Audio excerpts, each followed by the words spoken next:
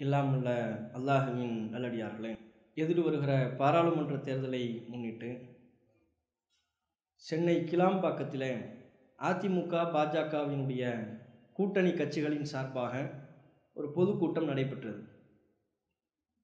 இந்த பொதுக்கூட்டத்தில் இந்தியாவின் பிரதமர் மோடி உள்ளிட்ட பலரும் கலந்து கொண்டார்கள். அதில் தமிழகத்தினுடைய துணை முதல்வர் ஓபிஎஸ் என்று அழைக்கப்படுகிற ஓ பன்னீர்செல்வம் அவர்கள் பொதுக்கூட்டத்தில் வந்திருந்த அனைவர்களையும் வரவேற்புரை நிகழ்த்துகிறார். அந்த வரவேற்புரையை நாம் கேட்போமேயானால் கேட்கக்கூடிய மக்கள் யாராக இருந்தாலும் இவர் அதிமுகவின் உறுப்பினரா அல்லது ஆர்எஸ்எஸின் உறுப்பினரா என்று அவங்க கட்சியை சார்ந்தவர்களே சந்தேகிக்கக்கூடிய அளவிற்கு ஏராளமான பேச்சுக்கள் அவருடைய பேச்சு அமைந்திருக்கிறது. மோடியை புகழ்றோம்ங்கிற பேரில் பாரத மாதாவின் பாசமிகு புதல்வர், இந்த கோஷமே யாருடைய கோஷம் நமக்கு தெரியும். பாரத் மாதா கி ஜேன்னு சொல்லுவாங்கள்ல, அதில் ஒரு முக்காவாசி வந்துட்டார். பாரத மாதாவின் பாசமிகு புதல்வர் இவர் மீண்டும் பிரதமராக வேண்டும் என்று இந்திய நாடே விரும்புகிறது. இவர் எந்த நாட்டில் இருக்கிறார்னு தெரியல. இந்திய நாடே மோடி மீண்டும் பிரதமராக வேண்டும் என்று விரும்புகிறது. எந்த மக்கள் விரும்பினாங்க? இந்த 5 வருஷ காலத்தில் இந்திய மக்களுக்கு ஏற்பட்ட இன்னல்கள் கொஞ்சம் நஞ்சமா?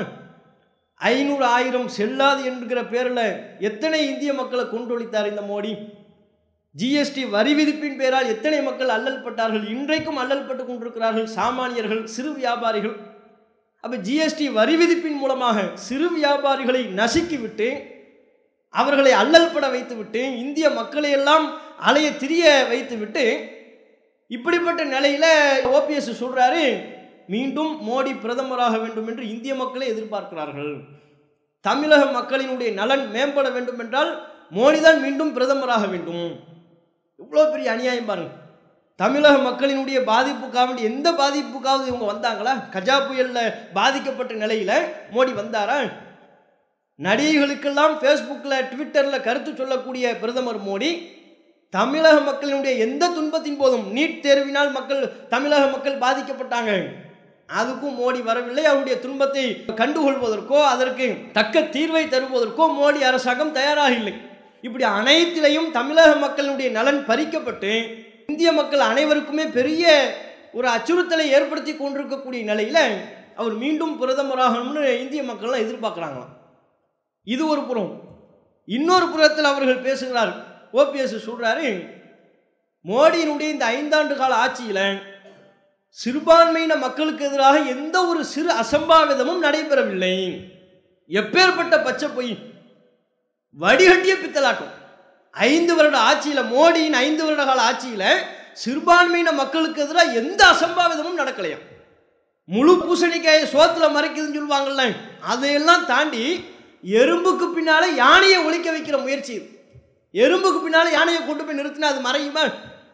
அது எப்படி மறையாதோ அது போலத்தான் இந்த 5 ஆண்டு கால ஆட்சியில் மோடி அவர்கள் சிறுபான்மையின மக்களுக்கு எதிராக, முஸ்லிம் கிறிஸ்தவ சிறுபான்மையின மக்களுக்கு எதிராக, தலித் மக்களுக்கு எதிராக செய்யப்பட்ட நிகழ்வுகள், அசம்பாவிதங்கள், அவர்களுக்கு எதிராக நிகழ்த்தப்பட்ட வன்முறைகள் ஏராளம். கொஞ்ச நெஞ்ச வன்முறைகள் கிடையாது. ஊப்பில அஹ்லாக் என்கிற முதியவரிலிருந்து தொடங்கி ராஜஸ்தானில் பெஹ்லு கான், மதுரா ரயிலில் ஜுனைத் கான், இன்னும் ஏராளமான முஸ்லிம்கள், தலித்துகள், கிறிஸ்தவ மக்கள் மாட்டின் பேரால் கொல்லப்பட்ட சம்பவம். இன்ன பிற இவர்கள் மதத்தை பிரச்சாரம் செய்கிறார்கள், மதமாற்ற திணிப்பில் ஈடுபடுகிறார்கள் என்கிற பேரில் கொல்லப்பட்ட சம்பவங்கள், சிறுபான்மையின மக்களுக்கு எதிராக இந்த நாட்டில் நடைபெற்ற வன்முறை சம்பவங்கள் பெரும் தொகுதிகளாக நூல்களை வெளியிடக்கூடிய அளவிற்கு ஏராளமாக இந்த 5 வருட கால ஆட்சியின் போது நடந்திருக்கிறது. மோடி தலைமையில் நடைபெற்றிருக்கிறது. அதுபோக முஸ்லிம் சமுதாயத்துக்கு எதிராக, கிறிஸ்தவ சமுதாயத்துக்கு எதிராக, தலித்து மக்களுக்கு எதிராக வன்மத்தை கக்கக்கூடிய வகையில் பிஜேபியை சார்ந்தவர்கள், அவர்களை ஆதரிக்கக்கூடிய கட்சியை சார்ந்தவர்கள் தொடர்ந்து இந்த நாட்டில் பேசிக் கொண்டிருக்கிறார்கள். முஸ்லிம்களுக்கு இந்தியாவில் இடமில்லை என்கிறார்கள். சிறுபான்மையின மக்கள் வேண்டுமானால் எங்காவது ஓடிக்கொள்ளட்டும் என்று சொல்கிறார்கள். இந்த நாட்டின் சுதந்திரத்திற்காக பாடுபட்ட மக்களையே, சமுதாயத்தவர்களையே இந்த நாட்டில் 2ஆம் தர குடிமக்களாக நடத்தப்படுகிற, அதைவிட கீழான நிலையில் நடத்தப்படுகிற ஒரு நிலை இந்த 5 வருட காலத்தில் ஏற்பட்டிருக்கிறதே, அதிகரித்திருக்கிறதே. இதெல்லாம் உங்க கண்ணுக்கு அசம்பாவிதமா தெரியல? அப்ப அது என்ன? 5 வருட காலத்தில் சிறுபான்மையின மக்களுக்கு எதிராக எந்த அசம்பாவிதமும் நடைபெறவில்லை என்று பச்சை புழுகளை சொல்றீங்களே, அஹ்லாக் கொல்லப்பட்டது அசம்பாவிதமா? அது என்ன விளையாட்டாது? பெஹ்லுக்கான் கொல்லப்பட்டது அது என்ன சம்பவம்? அது உங்களுக்கு ஜாலியான சம்பவமா அது? அப்படின்னா அவங்க எப்படி மாறி இருக்கிறார்கள் என்று பாருங்கள். இந்த கூட்டணி வென்று மக்கள் மீண்டும் ஆட்சிக்கு வருவார்களேயானால் சிறுபான்மையின மக்களுக்கு பாதுகாப்பு இருக்குமா என்பதை நீங்கள் யோசித்து பாருங்கள். இப்படி பல்வேறு விதமான பித்தலாட்ட வேலைகளை செய்து கொண்டிருக்கிறார்கள்.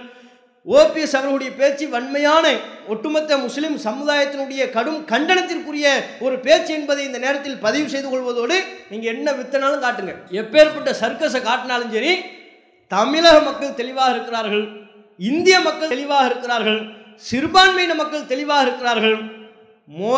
மோடியை ஆதரிப்பவர்களோ மீண்டும் எந்த ஒரு பதவிக்கும் ஆட்சிக்கும் வந்துவிடக்கூடாது என்பதில் அனைத்து தரப்பு மக்களும் தெளிவாக இருக்கிறார்கள் என்பதை இந்த நேரத்தில் அவர்களுக்கு பதிலாக சொல்லிக்கொண்டு எனது உரையை நிறைவு செய்து கொள்கிறேன். அஸ்ஸலாமு அலைக்கும் வரஹ்மத்துல்லாஹி வபரகாத்துஹு.